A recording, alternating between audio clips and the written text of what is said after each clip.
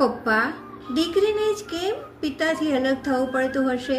20 વર્ષ ખૂબ જ લાડકોડમાં ઉછેરી તમે મને મોટી કરી, ભણાવી ગણાવી અને લાડ લડાવ્યા, અને હવે મારે આ ઘર છોડવું પડશે?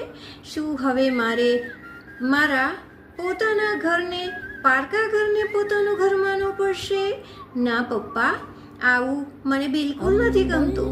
આ પ્રશ્ન માત્ર દીકરીઓને જ કેમ છે? અમારા માટે આવું કેમ? મારે પણ તમારી સાથે જ રહેવું છે. અરે પપ્પા, તમે તો મને બાઇકમાં બેસાડીને ગાંઠિયા ખાવા લઈ જતા હતા, કારમાં, બાઇકમાં, બધી જગ્યાએ તમે મને આગળ બેસાડતા હતા. શું તમારાથી એ ભૂલાઈ જશે? ક્યારેય નહીં ભૂલી શકું પપ્પા.